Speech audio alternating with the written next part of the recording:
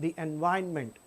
Yes, of course, human activities coupled with human greed has left various undesirable footprints or the fingerprints all over our climate.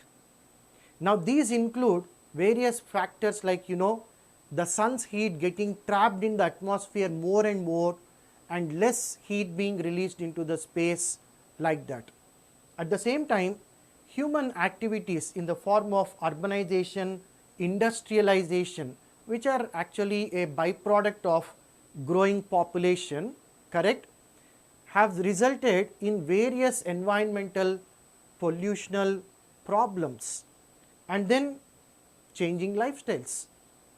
Changing lifestyles, what is happening? We are adding more and more waste to the environment, which the environment is no longer in a position to take, is it not? So all these items you will be studying, and in the process definitely by the end of this topic discussion you yourself maybe start thinking as to how we can proactively play a role in reducing the adverse impacts of human activities. Then you have the biomagnification. You see the indiscriminate usage of pesticides or the chemical fertilizers eventually will be washed down, taken up by the plants, and certain concentration will be there in the plants. Those harmful substances, either they are the pesticides or the fertilizers, they won't go anywhere. And say for example that plant is eaten by some organism and that is consumed by another organism and that is consumed by humans. Say for example we are eating the, say for a chicken. Now this chicken material will already have some levels of harmful concentration materials, these chemicals. Again in the humans it will further increase. So the step by step increase in the concentration of these harmful pesticides or the chemical fertilizers constitutes the biomagnification. The same case happens with consumption of fish also. When you pollute the water bodies, the same pollution is taken up by the fishes, the fish consumers, whether it is an animal like a bear or humans, the biomagnification will be there definitely. Ozone layer is a very good protector, at the same time very harmful also. If when this ozone layer is at the top of our atmospheric layers, is giving us extraordinary protection from the harmful UV radiations of the sun. UV radiations, the ultraviolet radiations are known to cause cancer.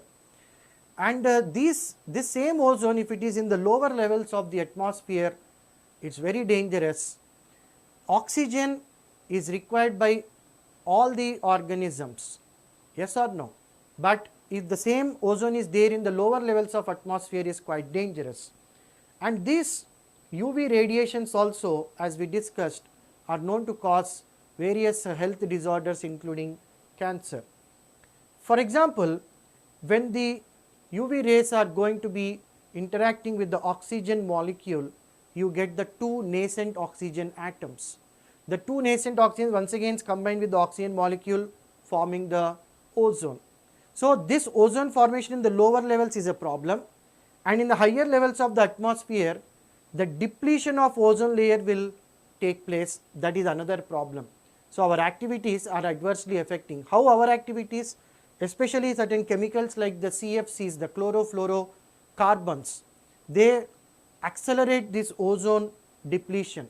That is the reason why organizations like the United Nations Environment Program, UNEP, this in discussion with various countries and associated parties helps in systematic control and reduction of these CFC usage and concentrations. How do we manage the garbage we produce? Day by day, the amount of garbage we are adding to the environment is only increasing. See, the environment cannot take this much of thing. So we need to find ways to reduce, reuse and recycle all these wastes, correct or not? In the beginning days, say for example train journey, plastic glasses were used. But then due to hygiene reasons, the plastic glasses usage was discontinued and replaced with the disposable glasses.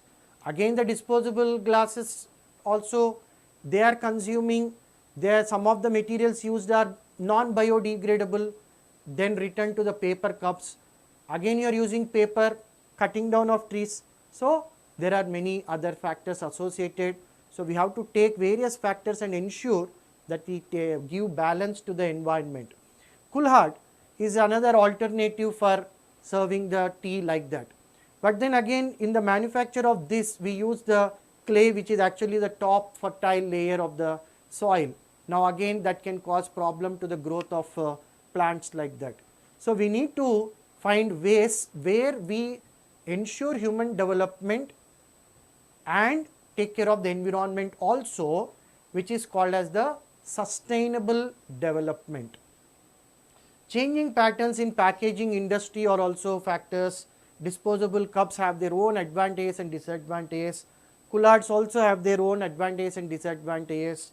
The paper cups, their own advantages and disadvantages. You will study them, and who knows, all these discussions may ignite new thoughts in you and make you more environmentally sensible also, apart from the marks point of view.